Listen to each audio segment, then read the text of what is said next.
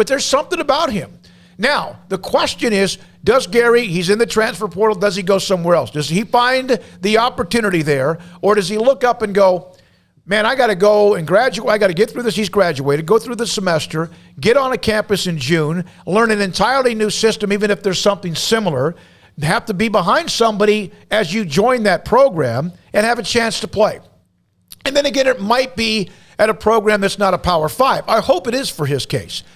And he could, again, come back.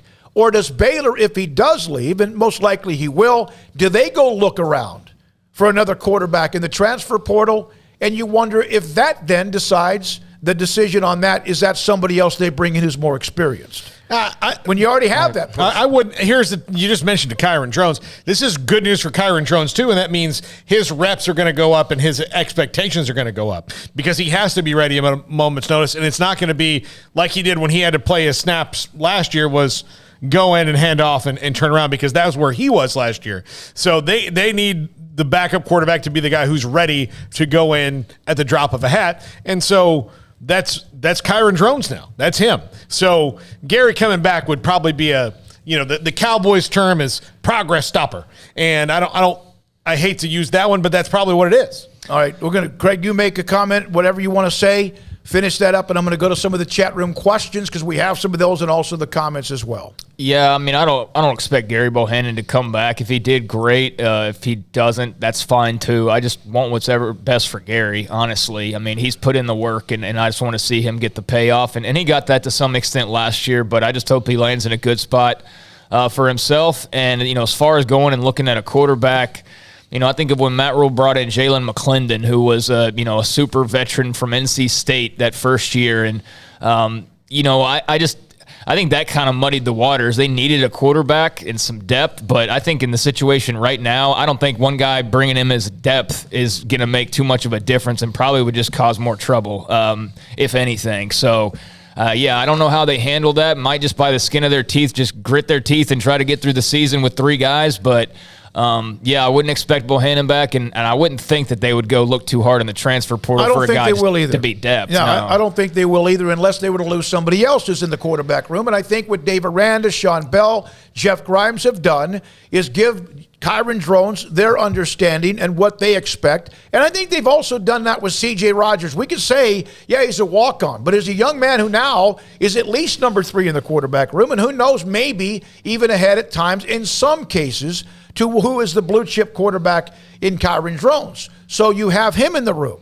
And if you were to bring somebody in from the transfer portal and give him a scholarship when you have a walk-on quarterback that knows the system pretty well and plays at times very well, then that could be, as you mentioned, that could create a little bit of tension in the room. And I understand the C.J. Rogers love and all that, but he's a walk-on quarterback right now. So, it is what it is. If he's the guy that they plan on being a part of the mix, if he's that good, then I'm sure he'll be on scholarship soon, the way he's being talked about. And if he's not, then I think that says something too. So I'm not too worried about C.J. Rogers in this equation.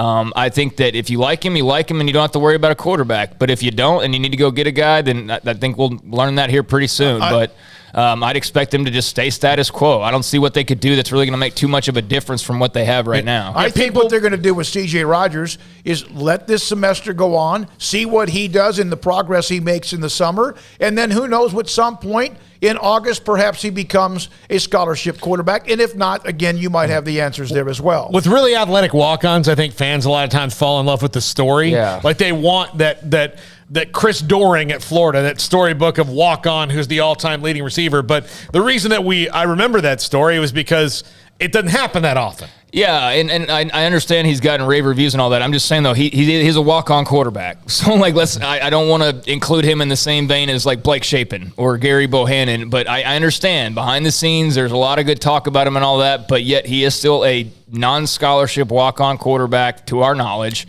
And, maybe that changes. And I hope for his sake it does. That'd be great. But right now, I think they stay status quo, like I said. Here are some of the comments in the chat room. Scotty B, not surprised that Gerry transferred out. He will most likely. He's in the transfer portal. From Lee Buttercup, I think Aranda didn't wait until the fall to name QB1 to respectful to GB.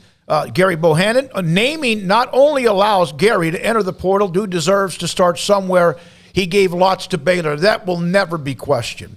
Also from Chris, good afternoon. From Jennifer Lee Buttercup, I agree. From Chris, mentioned Chris Emmert. We'll get to Emmert. We discussed that quite a bit yesterday. This is about the starting quarterback decision at Baylor.